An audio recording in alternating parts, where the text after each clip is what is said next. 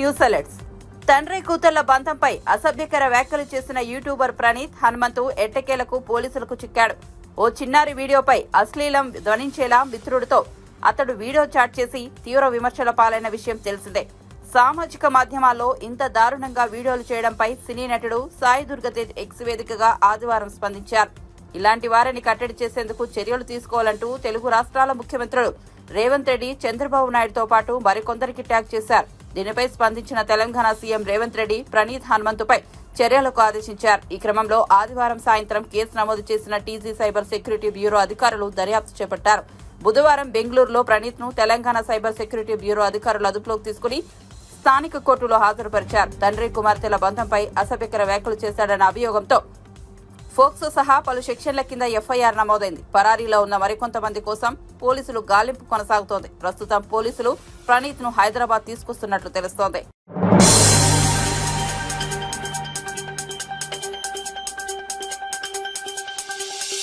హీరోయిన్లను విమర్శిస్తూ చేసిన వీడియోలను, కామెంట్లను 48 గంటల్లో తొలగించాలంటూ డిజిటల్ కంటెంట్ క్రియేటర్స్ కు మా అధ్యక్షుడు మంచు విష్ణు విజ్ఞప్తి చేశారు. ట్రోలింగ్ వీడియోలను డిలీట్ చేయకపోతే తగిన చర్యలు తీసుకుంటామన్నారు. ఇటీవల ఓ తండ్రి కుమార్తెపై అసభ్యకర వ్యాఖ్యలు చేస్తూ వీడియో పోస్టు చేసిన యూట్యూబర్లపై విష్ణు మండిపడ్డారు. మహిళలపై అసభ్యకర పోస్టులు పెడితే ఊరుకోబోమన్నారు. ఈ మేరకు ఆయన ఓ వీడియో విడుదల చేశారు. మన ట్రెడిషన్స్ ఫాలో అవుతాం అని ప్రపంచం అంతా అనుకుంటూ ఉంటారు. కానీ ఈ మధ్యకాలం కొంతమంది తెలుగు వాళ్ళు ఈ యూట్యూబ్లోను, ఇన్స్టాగ్రామ్లోను, ట్విట్టర్లో అసభ్యకరంగా బిహేవ్ చేయడం వల్ల మొత్తం తెలుగు వాళ్ళు ఎందుకు ఇలా బిహేవ్ చేస్తున్నారు అన్న క్వశ్చన్ మార్క్ ఏర్పడుతుంది. ఒక 2-3 రోజుల క్రితం నా తమ్ముడు సాయిధరం తేజ్ హనుమంతు అన్న వ్యక్తి వీడియో ఎందుకు ఇలా చేశాడు అని క్వశ్చన్ చేసేసరికి అది ఎంత జుగుప్స్గా ఉన్నిందంటే ఆ video Telangana chief minister, deputy chief minister, DGP వీళ్ళందరూ రియాక్ట్ అయ్యి యాక్షన్ తీసుకుంటారని చెప్పిన దానికి ఫస్ట్ అండ్ ఫార్మోస్ట్ వాళ్ళందరికీ చాలా థ్యాంక్స్. హనుమంతు కూడా ఒక మంచి కుటుంబం నుంచి వచ్చున్నారు. ఆయన ఎందుకు ఇలాగా బిహేవ్ చేశారో అర్థం కావట్లేదు. ఆయన ఫ్రెండ్స్ దాంట్లో ఆనందం ఏముంది? ఒక చంటి బిడ్డ, ఆ బిడ్డకి 2-3 సంవత్సరాలు కూడా ఉండదు. ఆ బిడ్డ గురించి అంత సెక్షువల్ గా మాట్లాడాల్సిన అవసరం ఏముంది? అండ్ అసలు దాని గురించి మాట్లాడుతూనే ఒళ్ళు జలదరిస్తుంది. It's really wrong. మనం తెలుగు వాళ్ళం అలాంటి వాళ్ళం కాదు. ఒక 2-3 రోజులుగా మూవీ ఆర్టిస్ట్ అసోసియేషన్ కి చాలా లెటర్లు, ఈమెయిల్స్ వచ్చాయి యాక్టర్స్, యాక్ట్రెసెస్ దగ్గర నుంచి. వీళ్ళందరూ కూడా మీరు యాక్షన్ తీసుకోవాలి, ఇలాంటి వాళ్ళు చాలా మంది ఉన్నారు యూట్యూబ్లోను, ట్విట్టర్లోను, ఇన్స్టాగ్రామ్లోను, మీరు యాక్షన్ తీసుకోవాలి, మీరు మాకు సపోర్ట్ చేయాలని వచ్చారు. సో ఇంకా డీటెయిల్గా ఈయన వీడియోస్ చూస్తుంటే అసలు ఈ హనుమంతు వాళ్ళ ఫ్రెండ్స్ అలా ఇంకా కొంతమంది యూట్యూబ్ వాళ్ళని ఒక క్వశ్చన్ అడుగుతున్నా, అంటే ఒక ఆడదంటే ఓన్లీ సెక్షువల్ గానే చూడాలా? మీరు మీ మదర్ లేరా? మీకు సిస్టర్ లేరా? లేకపోతే మీ వైఫ్ కానీ, లేకపోతే మీ డాటర్ కానీ, ఇంతమంది సొసైటీలో సృష్టికి మూల కారణం ఆడది శక్తి. వాళ్ళకి రెస్పెక్ట్ ఇవ్వలేనప్పుడు మనం మనుషులుగా బతికేది వేస్ట్. మేమందరం యాక్టర్స్, మేమందరం నటీనటులు, మేమందరం శిరసు ఉంచి తెలుగు ప్రజలకి నమస్కరిస్తాం. ఎందుకంటే ప్రేక్షకులు కానీ మమ్మల్ని ఆదరించకపోతే మేమందరం లేవు. బట్ ఒక హీరోయిన్ని మీరు ఇష్టం వచ్చినట్టు మాట్లాడేది, ఒక యాక్టర్ వాళ్ళ వైఫ్ గురించి మీరు ఇష్టం వచ్చినట్టు కామెంట్స్ చేసేది, వీడియోస్ పెట్టేది, డార్క్ హ్యూమర్ అని, ట్రోలింగ్ వీడియోస్ అని, దాని కింద మీరు దాంకొనేది అది కరెక్ట్ కాదు. బ్రహ్మానందం గారు one of the greatest and legendary actors Telugu సినిమాలో, ఆయన నిన్న ఫోన్లో మాట్లాడారు. ఆయన చెప్పడం, అరే విష్ణు, నా ఫొటోస్ చాలా మేమ్స్లో వాడతారు, నేను ఎంజాయ్ చేస్తూ ఉంటాను, ఏదో సరదాగా చాలా విషయాల్లో వాడతారు, అది బాగానే ఉంటుందిరా, కానీ ఇలాంటి జుగుప్సకరే వీడియోస్లో కూడా నా ఫోటోలు వాడుతున్నారు. ఇది ఎక్కడో దగ్గర ఫుల్ స్టాప్ పెట్టాలి. అది మన తెలుగు వాళ్ళం ఇలా కాదురా, మన పద్ధతి ఇలా కాదు, మీరందరూ మీ జనరేషన్ మీరు చూసుకోవాలి అని ఆయన కూడా చాలా బాధపడారు. మై సిన్సియర్ అపీల్, యూట్యూబ్లో ఇలాంటి వీడియోస్ వేసే వాళ్ళందరికీ, ఇలాగ ట్రోలింగ్ వీడియోస్ వేసే వాళ్ళకి, హీరోయిన్స్ పైన అసభ్యకరంగా మాట్లాడే వారికి ఈ వీడియో వచ్చిన 48 గంటల్లో దయచేసి ఆ అసభ్యకరమైన వీడియోస్, కామెంట్స్ దయచేసి తీసేయండి. మీరు కానీ తీయకపోతే 48 అవర్స్ తర్వాత మేము ఆ వీడియోస్ అన్ని ఒకసారి మళ్ళా యూట్యూబ్తో రిక్వెస్ట్ చేసి వాళ్ళతో కూర్చొని మొత్తం రివ్యూ చేస్తాం. ఆ వీడియోస్ కానీ ఉండిందంటే మేము సైబర్ సెక్యూరిటీకి మేము కంప్లైంట్ చేస్తాం. అండ్ మీ యూట్యూబ్ ఛానల్ కూడా బ్యాన్ అయ్యేలాగా మేము లీగల్ యాక్షన్ తీసుకుంటాం. నేను సిన్సియర్గా I'm appealing to the Telangana chief minister, to mister Revanth Reddy గారికి, Telangana deputy chief minister Bhatti Vikramarka గారికి, ఆంధ్ర చీఫ్ మినిస్టర్ చంద్రబాబు నాయుడు గారికి, Andhra deputy chief minister Pawan Kalyan గారికి, మూవీ ఆర్టిస్ట్ అసోసియేషన్ తరపున we're all requesting you to support us against this. We're all a part of a family. దయచేసి remove the videos in the next 48 hours. Thank you.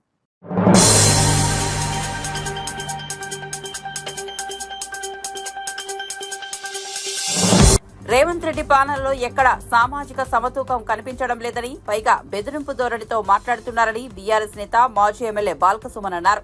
ఇటీవల నియమించిన 35 కార్పొరేషన్లలో సామాజిక న్యాయం లేకుండా పోయిందని విమర్శించారు. బుధవారం తెలంగాణ భవన్లో మీడియాతో మాట్లాడుతూ సుపరిపాలన అందిస్తామని, కక్ష సాధింపు చర్యలు ఉండవని సీఎం చెప్పారని, కానీ ఈ రోజు నిరుద్యోగులు, విద్యార్థులను బెదిరింపులకు గురి చేసేలా వ్యవహరించారని మండిపడ్డారు. రేవంత్ రెడ్డి నాయకత్వంలో ఈ పాలనలో కాంగ్రెస్ పార్టీకి సంబంధించిన వాళ్ళు ఇప్పుడు దీని మీద కూడా డెఫినెట్గా అన్ని సంఘాలు కానీ అందరు కానీ గలం విప్పాలని చెప్పి నేను ఈ సందర్భంగా గుర్తు చేస్తూ, ఖచ్చితంగా రాబోయే రోజుల్లో తన వైఖరి, తన పద్ధతి మార్చుకోకపోతే మేము కూడా బీఆర్ఎస్ పార్టీగా ఖచ్చితంగా గట్టిగా నిలబడతాం. అది అసెంబ్లీ సమావేశాలైనా, క్షేత్రస్థాయిలో పోరాటాలైనా ఖచ్చితంగా మేము ముందు వరుసలో ఉంటాం. నిన్న కూడా మా విద్యార్థులు దిష్టి బొమ్మలు దగ్ధం చేస్తే నిరుద్యోగుల పక్షాన మా విద్యార్థి విభాగం అధ్యక్షుడు గెలు శ్రీనివాస్ యాదవ్ కానీ, ఉపాధ్యక్షుడు తుంగబాల్ గారు కానీ, ఇతర మా మిత్రుల నాయకులు వాళ్ళని తీసుకొని పోయి దిష్టి బొమ్మ దగ్ధం చేస్తే తీసుకొని పోయి పోలీస్ స్టేషన్లో పెట్టుకున్నారు. ఇది ఎక్కడ రాజ్యం? పోలీసు రాజ్యమా, ప్రజారాజ్యమా, ఇంద్రమ రాజ్యమా? ఇంద్రమ రాజ్యం అంటే అందుకే పెట్టిర్రా మీరు పేరు? ఎమర్జెన్సీ లెక్క ఉంటుందని చూపించడానికి ఇంద్రమ రాజ్యం అని పెట్టిర్రా? ఇప్పుడు అర్థమవుతుంది రాష్ట్ర ప్రజలకు. ఇంద్రమ రాజ్యం అని ఎందుకన్నారు రేవంత్ రెడ్డి అనేది ఇప్పుడు అర్థమవుతుంది. యూనివర్సిటీల్లో నిర్బంధం, టీజీపీఎస్సీ ఆఫీస్ ముందర నిరసన తెలపడానికి పోయారు. నీకేమైంది? నిరసన తెలిపే హక్కు కూడా లేదా? పాపం ఇద్దరు రైతులు, నేను ఒక వీడియో చూసిన, భార్య భర్తలు హైదరాబాద్కి ఏదో వచ్చారు, వాళ్ళని కూడా పోలీస్ జీప్ ఎక్కిస్తున్నారు. ఒక జర్నలిస్టు, న్యూస్ ఛానల్, ఆయన కూడా వ్యాన్ ఎక్కిస్తున్నారు. ఒక ఆయన అడ్వకేటు నాంపల్లి కోర్టుకు పోతుండు బైక్ మీద, ఆయన బైక్ పక్క కాపించారు, ఆయనను వ్యాన్ ఎక్కిచ్చారు. అదే కాంగ్రెస్ పార్టీ వాళ్ళు ఏమో కండువాలు వేసుకొని మంచిగా పోతున్నారు ముంగటికి వెళ్ళి టీజీపీఎస్ ఆఫీస్ ముందు. అంటే ఈ రాష్ట్రంలో కాంగ్రెస్ పార్టీ కండువా ఉంటే లైసెన్స్ ఉన్నట్టేనా అన్నిటికీ? ఇక లేకపోతే వేరే వాళ్ళు అయితే ఇక పోలీస్ జీబులు ఎక్కిస్తారు, పోలీస్ గాన్లు ఎక్కిస్తారు, గోషమాల్ స్టేడియంకి, బొల్లారం పోలీస్ స్టేషన్కి పంపిస్తారా? అంటే ఒక రకమైనటువంటి ఎమర్జెన్సీ నాటి రోజుల్ని ఇవాళ రేవంత్ రెడ్డి చూపిస్తున్నాడు. దానికోసమే ఆయన ముద్దుగా మంచిగానే పెట్టుకున్నాడు పేరు. ఇందిరమ్మ రాజ్యం అంటే ఎన్నికలప్పుడు ఎవరికి అర్థం కాలేదు, ఇప్పుడు చూపిస్తున్నాడు. 7 నెలల్లో రేవంత్ రెడ్డి చూపిస్తున్నాడు ఇందిరమ్మ రాజ్యం అంటే గిది అని. కడపకు వేయండు, మన ఆంధ్రాకు వేయండి, అమరావతికి వేయండి. అక్కడ పోయేమంటాడు, కడపకు ఉప ఎన్నిక వస్తే ఊరూరు తిరుగుతా, మొత్తం క్యాబినెట్ అంతా తీసుకొచ్చిన ఇటుకని చెప్పి మాట్లాడతాడు. అసలు నీకు కడపకి ఏం సంబంధం నాకు అర్థం కాదు. నిన్ను తెలంగాణ ప్రజలు మీకు అవకాశం ఇచ్చింది తెలంగాణలో మంచి పరిపాలన చేయమని. కడపకు పోతా, ఉప ఎన్నిక వస్తే ఊరూరు తిరుగుతా, షర్మిల గారిని గెలిపిస్తాం అంటే సమైక్యవాదులంతా ఒక్కటైనటువంటి తీరు కనబడుతూ ఉంది. షర్మిల గారు ఎన్నడూ కూడా జై తెలంగాణ అనలే. సమైక్యవాది, కరడుగట్టిన సమైక్యవాది. చంద్రబాబు నాయుడు గారు కూడా జై తెలంగాణ అనలే, ఆయన కూడా కరడుగట్టిన సమైక్యవాది. రెండు కళ్ళ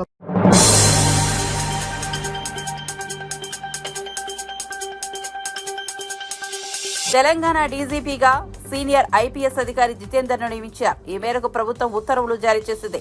ప్రస్తుత డీజీపీ రవిగుప్తాను హోంశాఖ ప్రత్యేక కార్యదర్శిగా బదిలీ చేసింది.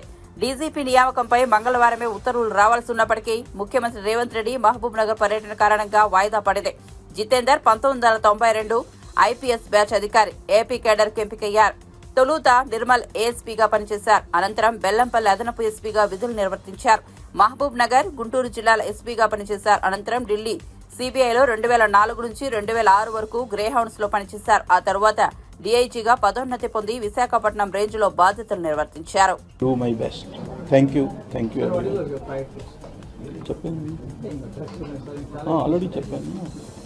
So government has clearly said that narcotics is one of the priority for the government, and already narcotics bureau has been appointed.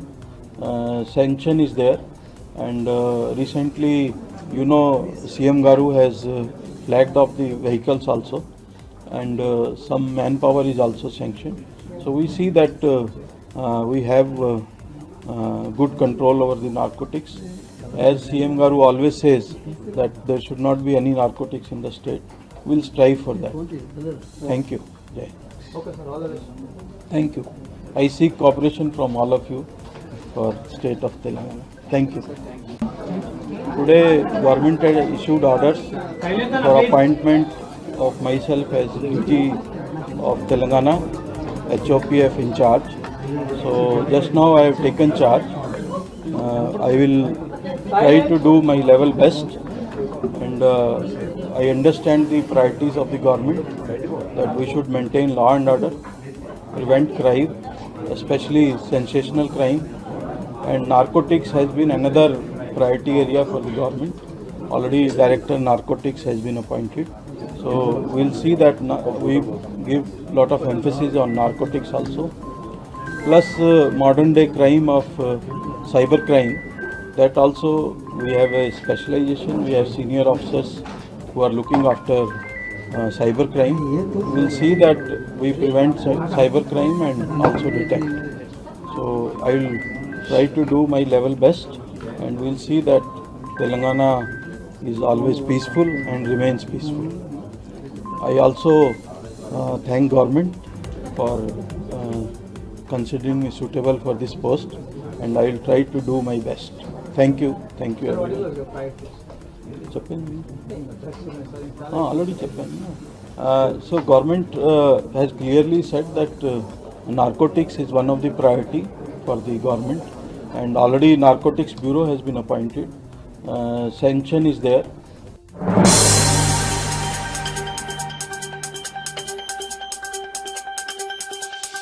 Osmania యూనివర్సిటీలో పోలీసుల దాడిలో గాయపడి ఆసుపత్రిలో చికిత్స పొందుతున్న రిపోర్టర్ శ్రీచరణ్ ను BRS working president KTR phone లో పరామర్శించారు. జర్నలిస్టుల మీద జరిగిన పోలీసుల దాడిని ఖండించారు.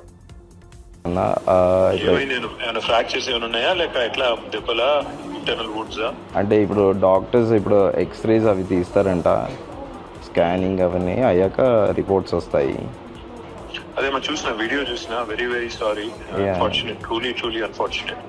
I also condemned it. అందరం కూడా మా పార్టీ నుంచి కూడా ఖండించాము. కాకపోతే అది వద్దాం అనుకున్నాను, నేనే దూరంలో ఉన్నాను తమ్ముడు. We're all with you.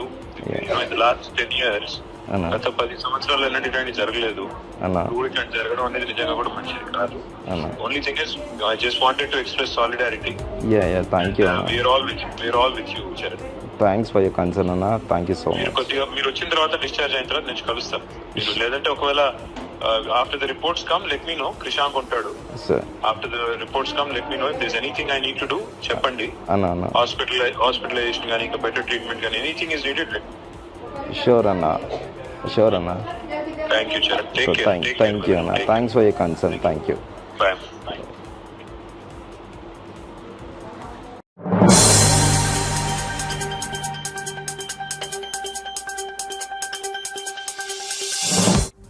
Visakha steel plant పై డెక్కన్ క్రానికల్ పత్రికలో వచ్చిన కథనం వివాదాస్పదంగా మారింది. దీనిపై టీడీపీ విద్యార్థి సంఘం, తెలుగుదేశం పార్టీ మహిళా విభాగం కార్యకర్తలు డెక్కన్ క్రానికల్ కార్యాలయం వద్ద నిరసన తెలిపేందుకు యత్నించడం ఉద్రిక్తలకు దారితీసింది.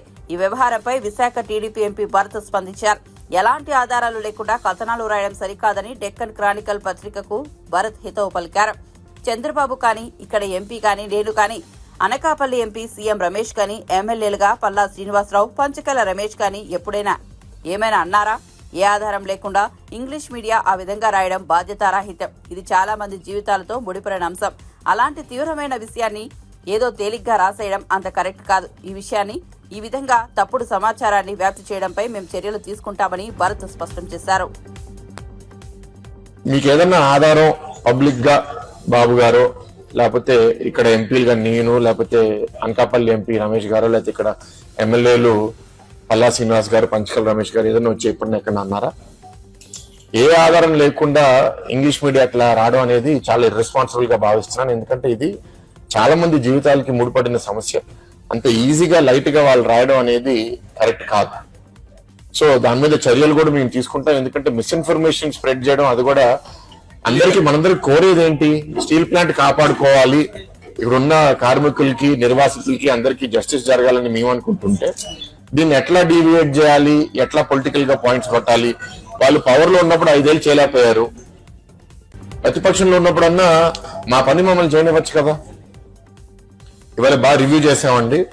వాళ్ళని కోరింది కూడా ఏంటంటే లాభాల లోపలికి స్టీల్ ప్లాంట్ ని ఎట్లా తీసుకుని రావాలి, ఆ విధంగా మనం ఎట్లాంటి సహాయం రేపు కేంద్ర మంత్రి మనం అడగాలి. ఏదైతే సపోర్ట్ వాళ్ళు చేయగలిగితే మనకి వేరే వేరే సోర్సెస్, ఇందాక పల్లా గారు కూడా చెప్పారు, ఆ సోర్సెస్ నుంచి ఫండ్స్ అన్ని మనం తీసుకొచ్చి ప్రొడక్షన్ కెపాసిటీ పెంచుకోగలగాలి. ఇప్పుడు ఇంచుమించు హాఫ్ ప్రొడక్షన్ కెపాసిటీలోనే ఉన్నాము. ఫుల్ కెపాసిటీకి వెళ్తేనే మనకి మంచి లాభాలు వస్తాయి, మనం ఈ అప్పు కూడా తీర్చుకోగలుగుతాము. అండ్ ఆ ప్రైవేటైజేషన్ డిస్కషనే ఆగిపోతుంది. అప్పుడు ఇక్కడ అన్ని సమస్యలు, జీతాల సమస్యలు అవనివ్వండి, లేకపోతే నిర్వాసితుల సమస్యలు అన్ని మనం పరిష్కరించగలుగుతాం. కానీ దీనికి చాలా కమిట్మెంట్ కేంద్ర ప్రభుత్వం నుంచి కావాలి. కాబట్టి రేపు మీటింగ్ లో చాలా స్పష్టంగా కేంద్ర మంత్రికి కూడా ప్రెజెంట్ చేయాలని వాళ్ళ టీంతో కూడా మాట్లాడడం జరిగింది.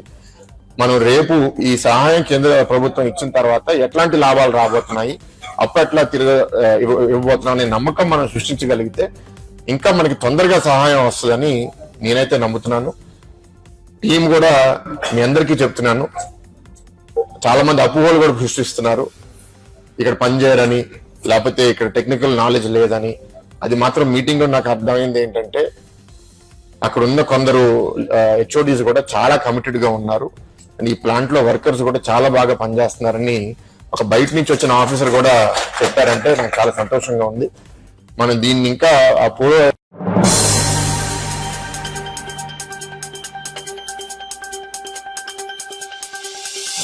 పార్టీలో తనకు 8 ఏళ్లుగా ఒక్క పదవి లేదని, రాజ్యసభ ఎంపీగా అవకాశం కల్పించాలని కాంగ్రెస్ పార్టీ సీనియర్ వి హనుమంతరావు పార్టీ అధిష్టానాన్ని కోరారు.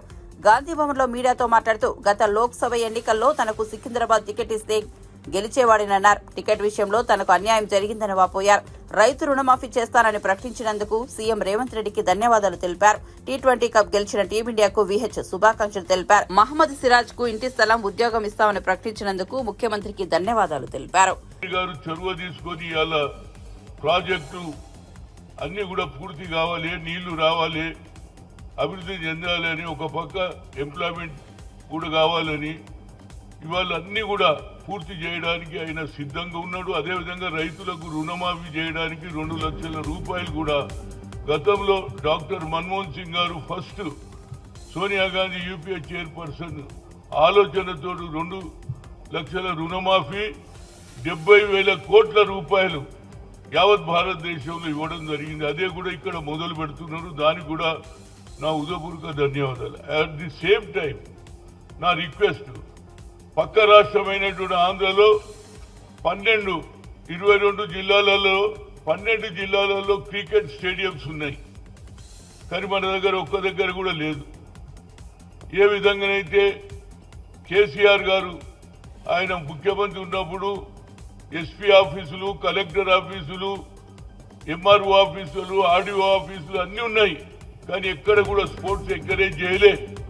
కనుక నా ఉద్దేశం లేదు, ప్రతి జిల్లాలలో ఒక్కొక్క జిల్లాలలో 10 నుంచి 12 ఎకరాల భూమిని కేటాయించాలి.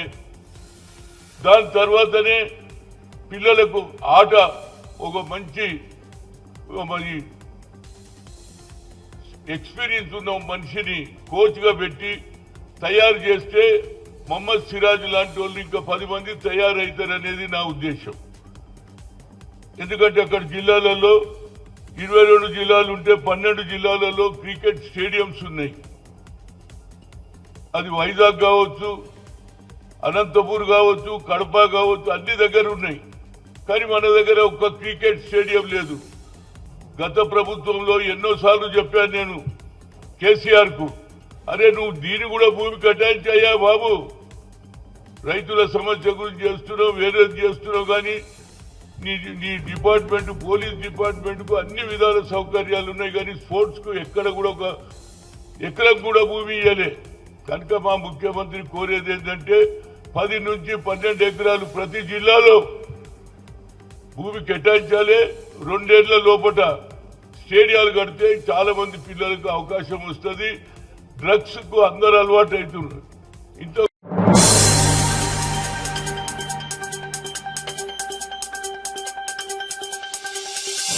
రాజమహేంద్రవరంలోని బోరంపూడి ఫ్లైఓవర్ ను ఆగస్టు 15న ప్రారంభిస్తామని ఎంపీ పురంధేశ్వరి తెలిపారు. ఎమ్మెల్యే ఆదిరెడ్డి వాసు మాజీ ఎంపీ మురళీమోహన్ తో కలిసి వంతెన నిర్మాణ పనులను ఎంపీ పరిశీలించారు.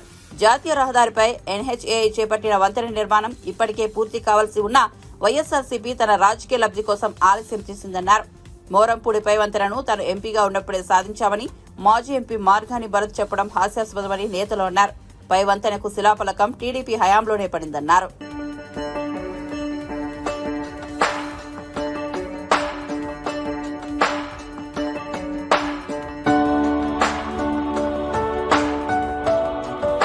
ఇవాళ పెద్దలు మురళీమోహన్ గారు నాకంటే ముందు ఇక్కడ పార్లమెంట్ సభ్యులుగా వారి బాధ్యతల్ని వారు ఇక్కడ నిర్వహించినటువంటి సందర్భంలో వారి హయాంలో చేపట్టినటువంటి కొన్ని పనులు వాటిని సందర్శించాలని వాటి ప్రోగ్రెస్ కనుక్కోవాలనేటువంటి ఉత్సాహం వారు కనబరిచినప్పుడు నేను అదేవిధంగా వారితో పాటుగా నేను మరియు స్థానిక ఎమ్మెల్యే అయినటువంటి ఆదిరెడ్డి వాసు గారు ఇక్కడికి రావడం జరిగింది. మొరంపూడి బ్రిడ్జ్ ఏదైతే ఉందో గత కొన్ని రోజులుగా వివాదాస్పదంగా మారినటువంటి సందర్భంలో, వివాదాస్పదం అని ఎందుకంటున్నానంటే నాకంటే ముందు ఇక్కడ ఉన్నటువంటి మార్గాని భరత్ గారు వారి హయాంలోనే వారు పొట్లాడి నితిన్ గడ్కరీ గారితో నేను ఈ మొరంపూడి బ్రిడ్జ్ శాంక్షన్ చేయించాను అని చెప్పి వారు చెప్పడం జరిగింది. కనుక ఒక్కసారి పాత్రికేయ మిత్రులందరికీ కూడా ఇక్కడ ఏదైతే శిలాఫలకం ఉందో దాన్ని చూపించాలని, ఏదైతే ఇక్కడ అభివృద్ధి పనులు ప్రారంభమయ్యాయో అయ్యి మరి గత హయాంలోనే వారికంటే ముందే ప్రారంభమయ్యాయి అనేటువంటి అంశాలని పాత్రికేయుల మాధ్యమంగా ఇక్కడ ఉన్నటువంటి ప్రజలకు కూడా తెలియజేయాలి అనేటువంటి ఆలోచనతోటి ఈ మొరంపూడి బ్రిడ్జ్ని సందర్శించడం జరిగింది. మీరు చూసినట్లయితే ఇక్కడ 2 శిలాఫలకాలు ఉన్నాయి. ఒకదాని మీద 2019వ సంవత్సరంలోనే దీనికి శంకుస్థాపన చేశారు అనేటువంటి అంశం మనకు అర్థమవుతుంది. ఆ తర్వాత 2021లో అనుకుంటాను రెండవ శిలాఫలకం వేసి కమెన్స్మెంట్ ఆఫ్ వర్క్ అంటే పని ప్రారంభం అని చెప్పి వారు అక్కడ శిలాఫలకం వేయడం జరిగింది. అందరూ కూడా నవ్వుతారు, ఎందుకంటే ఎవరు ఎక్కడ కమెన్స్మెంట్ ఆఫ్ వర్క్ అని చెప్పి ఇంతవరకు శిలాఫలకం వేసినటువంటి దాఖలాలు దేశంలోనే లేవు. రాష్ట్రం వదిలేసేయండి, దేశంలోనే లేదు. అంటే ఎక్కడికెక్కడ రాజకీయ లబ్ధి, ప్రజా శ్రేయస్సు కంటే కూడా రాజకీయ లబ్ధి మీద ఎక్కువ దృష్టి పెట్టినటువంటి విధానం మనకి సుస్పష్టంగా దీని మాధ్యమంగా మనకు అర్థమవుతుంది. పీడీ గారిని కూడా ఇవాళ ఇక్కడికి పిలిచాం, వారితో కూడా మాట్లాడటం జరిగింది.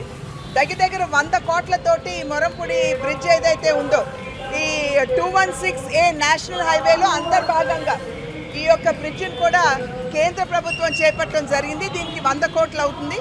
కనుక రేపు ఆగస్ట్ 15న ఈ బ్రిడ్జ్ ఓపెనింగ్, ఇంకొక నెల 15 రోజుల తర్వాత సర్వీస్ రోడ్స్ కూడా క్లియర్ అయిపోతాయి. ఇక్కడ ఉన్నటువంటి ట్రాఫిక్ సమస్యకి ఇది ఒక మంచి పరిష్కారం. ఆయన గుండె మీద చేసుకొని చెప్పాలన్న మాట, ఎందుకంటే నేను ఊరికే ఆఫీసర్గా ఊరికే ప్రెస్ మీట్లో పెట్టి చెప్తాం లేదు, నాకు అలవాట్లేదు. దీనికోసం ఎంత కృషి చేశానో నాకు తెలుసు, రాజమండ్రి ప్రజలకి తెలుసు. ఇక్కడ శంకుస్థాపన చేసింది ఎప్పుడు చేసామో చేసామో తెలుసు. శాంక్షన్ చేసి శంకుస్థాపన చేసినా ఉండదు ఇది. తర్వాత ఓపెనింగ్ చేసినప్పుడు ఓపెనింగ్లో ఎవరెవరు ఉన్నారో వాళ్ళు కలిపి చేస్తారు. ఇది పద్ధతి. అలాగే అక్కడ వర్క్ కమెంట్స్ చేసాం, ఏదో లైన్ యాక్టివేట్ చేసాం, ఎవరు కూడా ఇట్లా వేసుకోరు శిలాఫలకాలు. ఏదైనా అది వాళ్ళ విజ్ఞతకు వదిలేస్తాను, నేనేం వాటి గురించి మాట్లాడదలుచుకున్నా. చేయించేది నాకు తెలుసు, రాజమండ్రి ప్రజలు. దీనికోసం ఎన్ని రోజులు కృషి చేస్తే ఈ ఓవర్ బ్రిడ్జి శాంక్షన్ చేయించామో నాకు తెలుసు. అందుకని నేను క్లారిఫై చేస్తాను, ఇంకొకళ్ళు ఎవరు కూడా విమర్శించాలని చెప్పట్లేదు. నేను నిజంగా జరిగిందని నేను చెప్పాను.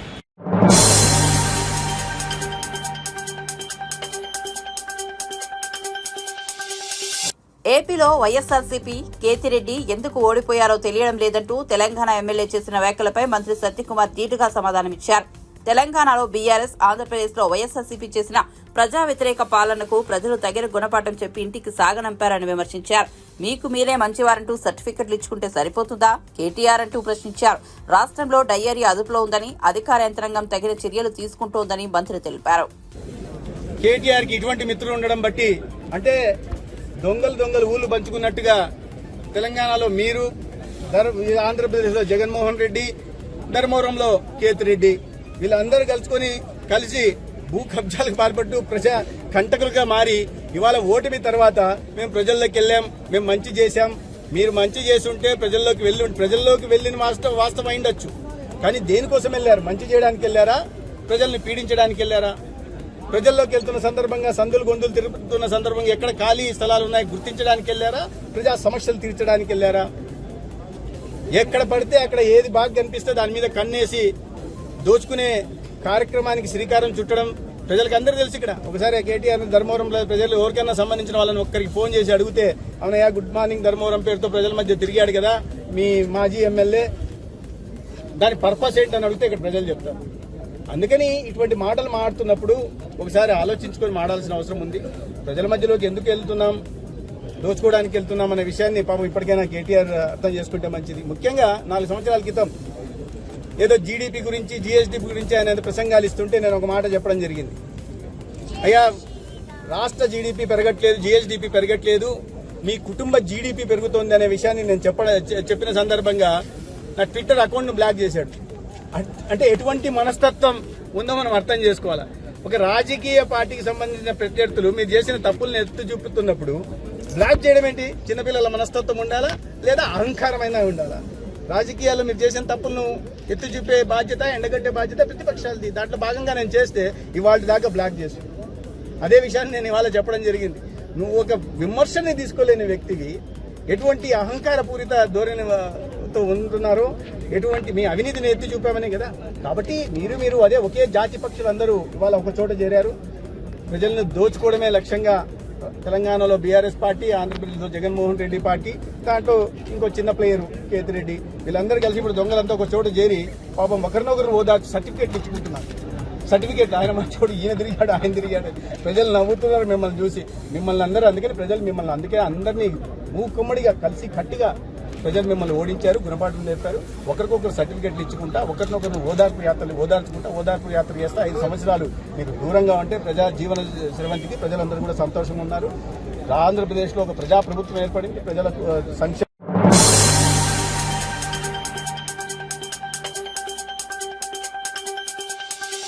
టికెట్ల రేట్లు పెంపు కన్నా ప్రేక్షకులను థియేటర్లకు రప్పించడమే ముఖ్యమని నిర్మాత సురేష్ బాబు అన్నారు. తిరుమల శ్రీవారిని పలువురు సినీ ప్రముఖులు దర్శించుకున్నారు. వీఐపీ ప్రారంభ విరామ దర్శన సమయంలో స్వామివారి సేవలో నిర్మాత దగ్గుపాటి సురేష్ బాబు, దర్శకుడు మలనేని గోపీచంద్, సంగీత దర్శకుడు తమన్ పాల్గొన్నారు. టీటీడీ అధికారులు వారికి స్వాగతం పలికి దర్శన ఏర్పాట్లు చేశారు. దర్శనం అనంతరం రంగనాయకుల మండపంలో పండితులు ఆశీర్వచనం చేసి స్వామివారికి తీర్థ ప్రసాదాలను అందజేశారు. ఆలయం వెలుపల సురేష్ బాబు మీడియాతో మాట్లాడారు.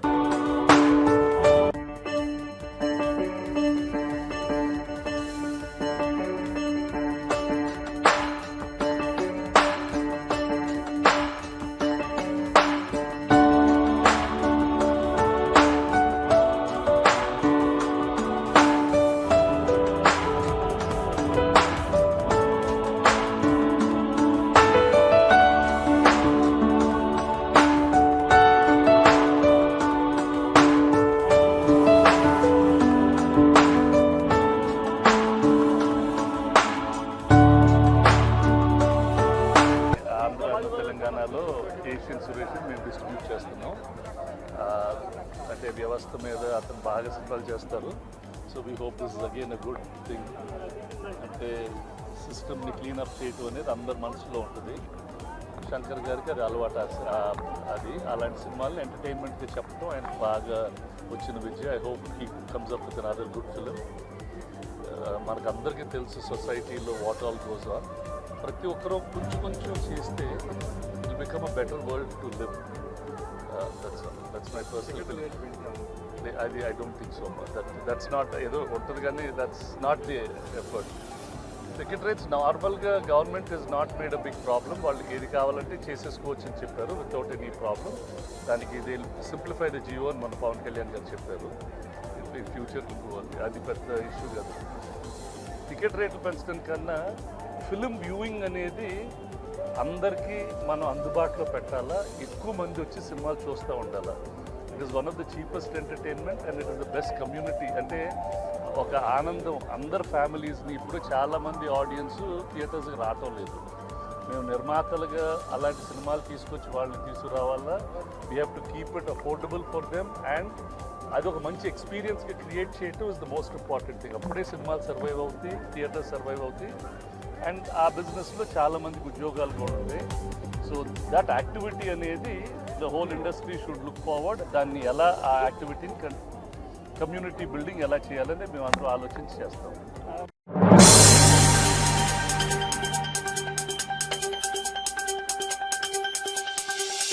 జగన్ హయాంలో నీటిపారుదల రంగం 20 ఏళ్లు వెనక్కు వెళ్లిందని మంత్రి నిమ్మల రామానాయుడు విమర్శించారు. ప్రకాశం బ్యారేజ్ నుంచి కృష్ణా పశ్చిమ డెల్టాకు త్రాగునీటిని మంత్రి నిమ్మల రామానాయుడు విడుదల చేశారు. గుంటూరు జిల్లా ఉండవల్లి వద్ద డెల్టా ప్రధాన రెగ్యులేటర్ వద్ద కృష్ణమ్మకు పూజలు చేశారు. అనంతరం రెగ్యులేటర్ గేట్లు తెరిచి 500 క్యూసెక్ల నీటిని విడుదల చేశారు. ఈ సందర్భంగా నిమ్మల రామానాయుడు మాట్లాడుతూ పట్టిసీమను వట్టిసీమన్న జగన్ రైతులకు క్షమాపణ చెప్పాలని డిమాండ్ చేశారు. అత్యంత అవసరమైనటువంటి త్రాగునీరు సాగునీరుని నిర్లక్ష్యం చేసినటువంటి వ్యక్తి ఎవరైనా ఈ ప్రపంచంలో ఉన్నాడనంటే అది ఒక్క నాటి ముఖ్యమంత్రి జగన్మోహన్ రెడ్డి. వ్యవసాయాన్ని కాపాడుకోవడం, రైతుని రక్షించుకోవడం యొక్క విడిపోయినటువంటి యొక్క ఆంధ్రప్రదేశ్ రాష్ట్రానికి అత్యంత ప్రాధాన్యత కలిగినటువంటి అంశం. దీన్ని జగన్మోహన్ రెడ్డి గతంలో విస్మరించడం వల్లే ఈవేళ జగన్మోహన్ రెడ్డి 5 సంవత్సరాల పాలన ఈ యొక్క ఇరిగేషన్లో ప్రత్యేకించి 20 సంవత్సరాలు వెనక్కి నెట్టేసినటువంటి పరిస్థితి. రాష్ట్ర విభజన వల్ల వచ్చినటువంటి నష్టం కంటే 5 సంవత్సరాల జగన్ పాలన వల్లే ఇరిగేషన్ శాఖకు ఎక్కువ నష్టం కలిగినటువంటి పరిస్థితి. జగన్మోహన్ రెడ్డి అసెంబ్లీలో ఇది పట్టిసీమ కాదు ఒట్టిసీమ, మరి 1300 కోట్ల రూపాయలు వృధాగా ఖర్చు పెడుతున్నారని ఆ రోజు మా మీద ఒంటి కాలు మీద అసెంబ్లీలో లేచినటువంటి జగన్మోహన్ రెడ్డి ఈరోజు మరి రాష్ట్ర రైతాంగానికి తాను అన్నటువంటి మాటలకు క్షమాపణలు చెప్పవలసిన అవసరం ఉంది. ఏదైతే ఇక కృష్ణా తూర్పు డెల్టాకు సంబంధించినటువంటి కాలువకు నీరు విడుదల చేయడం జరిగింది. అదేవిధంగా ఈ కృష్ణాకు సంబంధించినటువంటి పశ్చిమ డెల్టాకు కూడా మరి ఇక కాలువకు నీరు విడుదల చేయడం జరుగుతూ ఉంది. రాష్ట్రంలో ఎమర్జెన్సీ ఏదైతే కెనాల్స్ కానీ డ్రైన్స్ కానీ ఏవైతే ఉన్నాయో వీడు కానీ తూడు కానీ ఏవైతే ఉన్నాయో గొరబడెక్క కానీ అన్నీ కూడా మరి టెండర్స్ పిలిచి వర్క్స్ కూడా షార్ట్ టెండర్లు ఇచ్చి వారం రోజుల లోపల అవన్నీ కూడా డ్రైన్స్ కెనాల్స్ కూడా క్లీన్ చేసి మేము వదిలినటువంటి ప్రతి చుక్క నీరు కూడా ఆఖరి పంట పొలాల్లోకి వెళ్ళాలని ఆదేశించడం జరిగింది. ఆ రకంగా ఒక బాధ్యతాయుతమైనటువంటి ప్రభుత్వంగా మేమందరం కూడా పనిచేస్తామని చెప్పి మీ ద్వారా తెలియజేసుకుంటూ, అంటే మొదటగా ఇప్పుడు మేము ఏదైతే ఈ జగన్మోహన్ రెడ్డి పాలనలో ఏదైతే నష్టపోయినటువంటి ఏవైతే ఉన్నాయో వాటిని అన్నింటిని కూడా ఫస్ట్ ప్రయారిటీగా వీటిని మళ్ళీ ఫుల్ఫిల్ చేసుకుంటూ వస్తూ ఉన్నాం. ఏదైతే మీరు చెప్పినట్లుగా వైకుంఠపురం అనేది చంద్రబాబు నాయుడు గారు కూడా ఒక రిజర్వాయర్గా తీసుకుని అటు రాయలసీమ నుంచి అన్ని ప్రాంతాలకు కూడా వాటర్ ఇవ్వాలనే ఆలోచనతో ఆయన ఆలోచనలో భాగం. అయితే ముందు మా ప్రథమ ప్రాధాన్యత ఇప్పుడు ఇమ్మీడియట్లీ ఎగ్జిస్టింగ్ ఏదైతే ఉందో మనం రూపాయి ఖర్చుతో 100 రూపాయలు ఏదైతే రైతుకి అందించేటువంటి అవకాశం ఉందో ఈ జగన్మోహన్ రెడ్డి విధ్వంసం ఏదైతే నష్టం గురైందో ద ఫస్ట్ ప్రయారిటీ ఇప్పుడు ఆ నష్టాన్ని పూరించడంలోనూ ఆ విధ్వంసాన్ని పూరించడంలో చేస్తాను. మీరు చెప్పినట్లుగా అవన్నీ కూడా మళ్ళీ డిజైన్స్